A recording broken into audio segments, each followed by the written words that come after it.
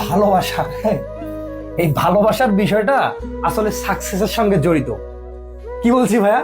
ভালোবাসার বিষয়টা, এই ভালোবাসাটা হতে পারে বাবা মার সাথে, হতে পারে প্রিয় মানুষজনের সাথে, বা অন্য যে কোনো প্রাণীর সঙ্গে ভালোবাসা হতে পারে। কিন্তু এই যে ভালোবাসার কথা বলছি না, মানুষে মানুষের যে ভালোবাসার কথা বলছি না, এই ভালোবাসাটা আসলে জড়িত সফলতার সাথে।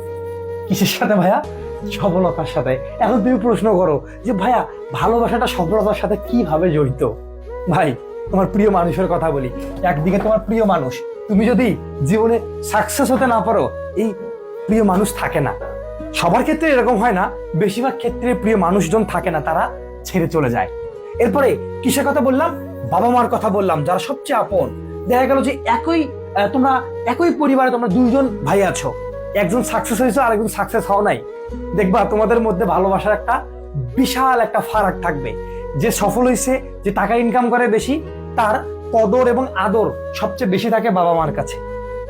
আর যে বেটা সফল হতে পারে নাই, যে বেকার, তার ভালোবাসাটা একটু হলেও কি কম। এই যে বললাম না যে ভালোবাসা জিনিসটা আসলে সফলতার সঙ্গে জড়িত। কেন জড়িত বলছি? কারণ এই যখন তুমি সফল হবা, তখন তোমাকে সবাই আদর করবে, কদর করবে, তোমাকে ভালোবাসা দিবে। আর তুমি যখন সফল হবা না, এই প্রিয় মানুষের ভালোবাসাটাও দেখবা যে জানলা দিয়ে পালিয়ে চলে যাবে। সেই জন্য জীবনে সফল হতে হবে, সফলতা আনতে হবে জীবনে। আর তোমার ছাত্র জীবনের প্রথম সফলতা বা বড় সফলতা এই অ্যাডমিশন টেস্ট। তুমি মানবিকের শিক্ষার্থী, তোমার টার্গেট ঢাকা বিশ্ববিদ্যালয়। এইটাই তোমার জীবনের এখন আপাতত বড় একটা সফলতা। এই সফলতার মধ্য দিয়ে পরবর্তী সফলতায় তুমি চলে যাবা জীবনের।